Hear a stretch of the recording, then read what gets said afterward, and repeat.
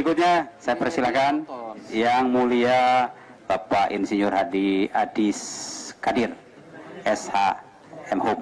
Silakan. Bismillahirrahmanirrahim. Assalamualaikum warahmatullahi wabarakatuh. Selamat sore, salam sejahtera. Pimpinan yang mulia dan anggota majelis MKD yang kami muliakan.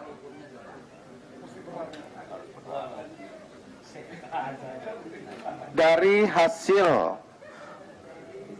pemeriksaan di dalam persidangan, baik terhadap pengadu, teradu, dan saksi-saksi di dalam persidangan yang sudah beberapa kali kita lakukan, kami berpendapat masih banyak fakta-fakta yang belum dapat diungkapkan di dalam persidangan yang telah kita lakukan.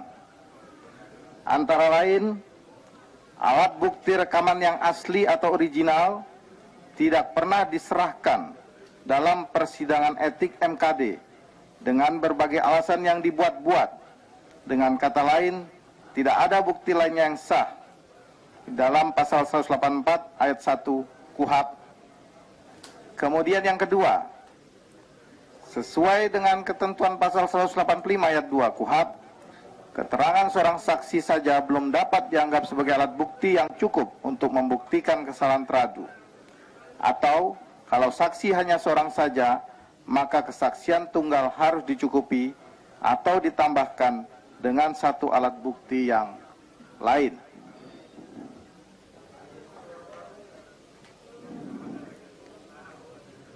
Tetapi fakta-fakta di dalam persidangan juga bahwa teradu dapat diduga melakukan suatu pelanggaran berat yang telah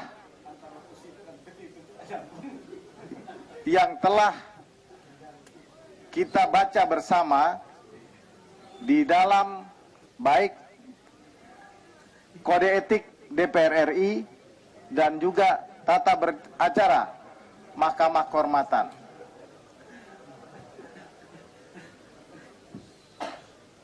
Ya, dilanjutkan.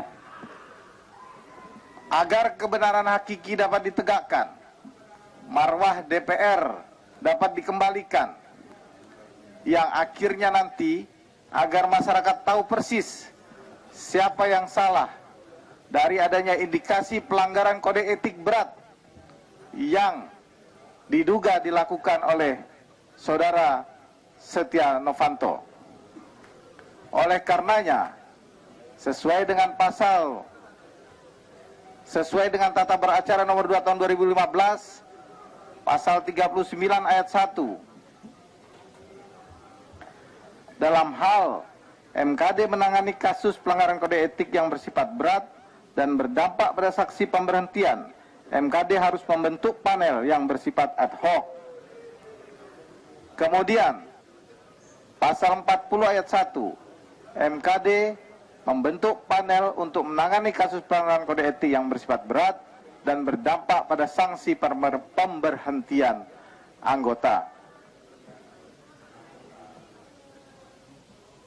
Kami meminta agar persidangan kode etik saudara Setia Novanto dibentuk tim panel agar supaya tidak ada lagi kesan MKD ini bermain-main karena ada kepentingan politis, dan juga supaya masyarakat mengetahui persis duduk permasalahannya melalui wakilnya, unsur masyarakat yang ditunjuk dalam panel tersebut, agar dapat menggali kebenaran yang hakiki di balik pelaporan terhadap saudara SN dan motif-motif lain di balik pelaporan saudara SS ini. Majelis MKD yang mulia, demikian pendapat etik kami. Kami mengucapkan terima kasih. Assalamualaikum warahmatullahi wabarakatuh. Waalaikumsalam warahmatullahi wabarakatuh. Terima kasih. Saya persilahkan Yang Mulia Bapak Haji Muhammad Bakri, Ahmad Bakri. Silakan, Pak.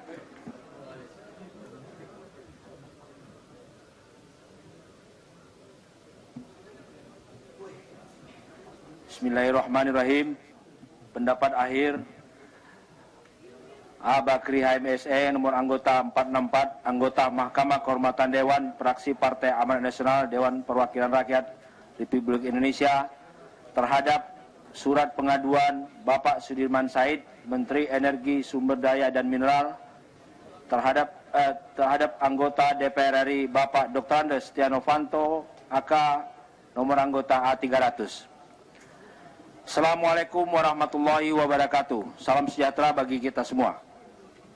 Yang Mulia Saudara Pimpinan dan anggota Mahkamah Kehormatan Dewan. Sejak sidang pada pertengahan November lalu, Mahkamah Kehormatan Dewan telah mengisi ruang publik dengan banyak informasi yang disampaikan melalui media cetak maupun elektronik, di dalam maupun di luar negeri. Setiap persidangan, media begitu tertarik dan memberikan perhatian tidak biasa. Bahkan keputusan kita ini akan menjadi bagian perjalanan sejarah Dewan Perwakilan Rakyat Republik Indonesia. Yang Mulia Pimpinan dan anggota Mahkamah Dewan Kehormatan yang saya hormati, persidangan yang telah kita lakukan selama ini penuh dengan dinamika, baik di ruangan ini maupun di luar sidang. Sikap saya selalu konsisten, selaras dan sejalan dengan apa yang dirasakan sebagian besar kawan-kawan di DPR RI. Selaras dan sejalan dengan keinginan rakyat Indonesia dimanapun berada untuk melihat lembaga Dewan Perwakilan Rakyat yang memiliki kehormatan dan kewibawaan untuk berbicara, bertindak, berbuat demi dan untuk rakyat Indonesia. Selaras dan sejalan dengan keinginan kita semua untuk menunjukkan sikap moral, etika terpuji yang akhir-akhir ini selalu mendapat sorotan dan pandangan sinis dari masyarakat. Yang Mulia para pimpinan dan anggota Kehormatan Dewan yang saya hormati, mengadili etika Saudara Setia Novanto untuk kali kedua kalinya ini sama sepertinya kita melakukan untuk pertama kali terhadap persoalan lain bagi Saudara Setia Novanto, yaitu tentang pertemuan dengan seorang calon presiden di negara tetangga dalam kunjungan resminya di beberapa bulan yang lalu. Sebagai anggota MKD, saya sangat memahami betapa terhormatnya duduk dan berbicara di sini. Namun itu seperti sedang mengadili diri sendiri. Saudara Setia Novanto sebagai Ketua DPR RI adalah juga kolega saya sebagai anggota Dewan yang sama-sama disapa yang terhormat. Wajah Saudara Novanto adalah cerminan kita. Namun sebagai pengendali kita memiliki tanggung jawab untuk memisahkan perasaan, memiliki sikap independen untuk mendudukkan persoalan pada proporsinya, memiliki kepekaan terhadap apa yang kita dengar, kita lihat, kita rasakan, dan informasi yang kita temukan. Saya tidak memerlukan penelaan yang rumit dan berbelit-belit, apalagi dengan dalih yang berbagai macam cara, aturan dan siasat hukum yang berlaku. Sebagai wakil rakyat yang diberi amanah menjadi anggota Mahkamah Kehormatan Dewan, saya telah mencermati keterangan pengadu, teradu, para saksi yang hadir di ruang sidang ini dan masyarakat luas. Dalam sidang MKD yang telah lalu, Saudara Novanto pernah mendapatkan sanksi ringan. Fakta-fakta yang terungkap dalam persidangan adalah benar adanya bahwa Saudara Novanto melakukan pertemuan dengan Presiden Direktur Freeport Indonesia bersama dengan seorang pengusaha di sebuah tempat yang bukan di kantor Ketua DPR RI. Saudara Novanto membantah semua pengakuan para saksi tentang pembicaraan yang sudah hampir pasti sebenarnya benar. Saudara Novanto bahkan berusaha untuk menutupi semua kejadian yang telah terungkap di publik secara luas. Saudara Novanto bahkan berusaha untuk mengalihkan fokus sidang etik ini ke persoalan lain. bila Saudara Novanto membantah dan mempersoalkan adanya rekaman dan andai kata rekaman itu pun tidak pernah ada, menurut pendapat saya sebagai anggota MKD, apa yang dilakukan Saudara Novanto sebagai anggota bahkan ketua DPR RI tidak patut dan di luar kewenangan yang disandangnya. Yang mulia para pimpinan dan anggota Mahkamah Kehormatan Dewan yang saya hormati, atas dasar-dasar hal-hal yang disampaikan tersebut di atas, maka dapat dinyatakan bahwa Saudara Dr. Andes Setia Novanto AK nomor anggota A300 telah secara nyata melanggar etika sebagai anggota DPR RI dan sesuai dengan ketentuan dijatuhi sanksi sedang, yaitu pemberhentian dari jabatan Ketua DPR RI.